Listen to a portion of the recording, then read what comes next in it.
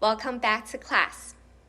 We just went over the different parts of speech and how some parts of speech, like the noun and the verb, are more important than others, especially when it comes to the power of language.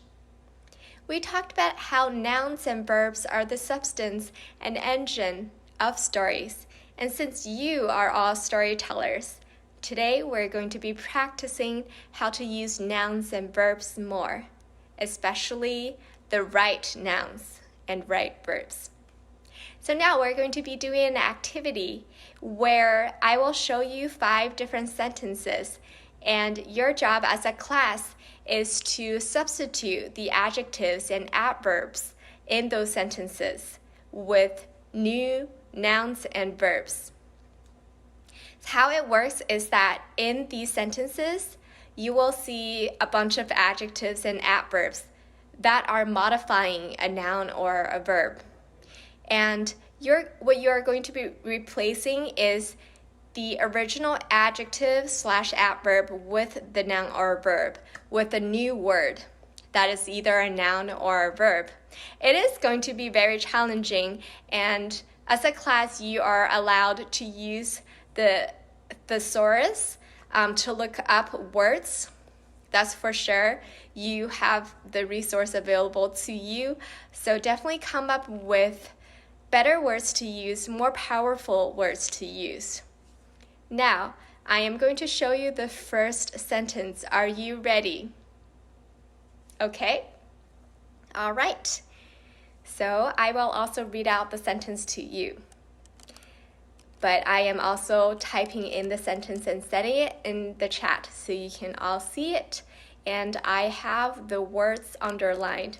So it reads, "The angry, controlling teacher yelled loudly at the students." I have underlined the angry, controlling teacher. Angry, controlling. Are these used to modify the teacher? Yes. Is there something you can replace this with? Is there another noun you can replace this with? I'll give you a moment. Another thing you want to look at is yelled loudly. So what is used to modify what? Jonathan? You're right. Loudly is used to modify the verb yell. So is there another verb you can use instead of yelled loudly to replace this original one?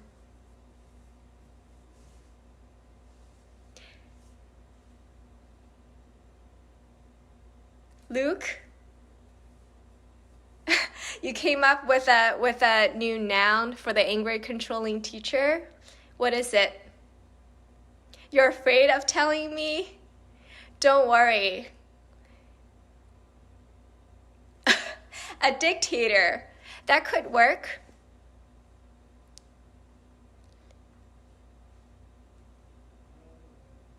Yeah, an angry, controlling. Someone who's angry, controlling, they could be a dictator. Dictator is a much stronger word for that. And I see, Sam, you typed tyrant. Yes, this is a synonym. And these are all stronger words for angry, controlling, right? So, you guys did a great job coming up with a word to replace the bunch of words that were used to modify another noun. To make it more powerful, it's definitely more powerful when you use the word a dictator, a tyrant, compared to an angry, controlling teacher. And does anyone have any thoughts on what verb you want to replace here? Joanna? Shouted? Yes. The tyrant shouted at the students. Yeah, doesn't it sound more powerful than the angry, controlling teacher yelled loudly at the students? That sounds like a mouthful.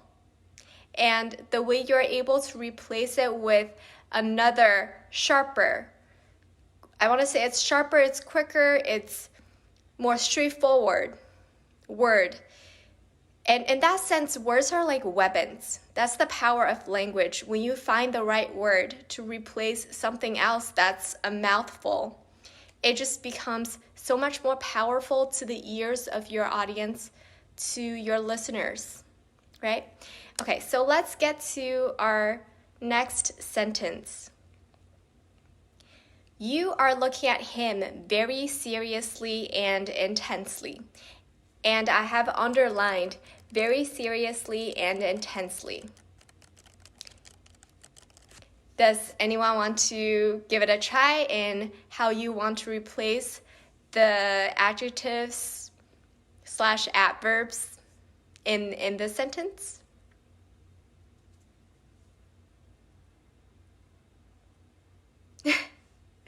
Nick, you're saying it's really hard? No, I get that. It is very hard.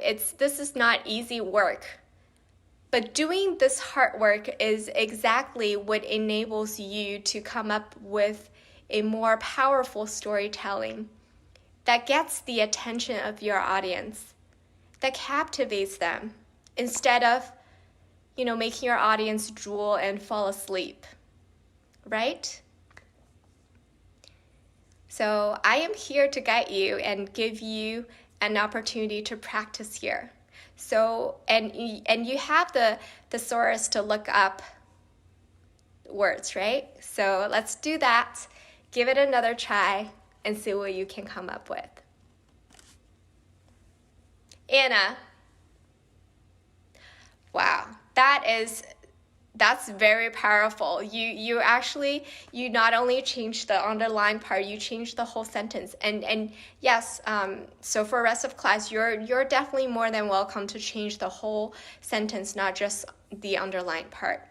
So Anna, say it again to the class, your new sentence.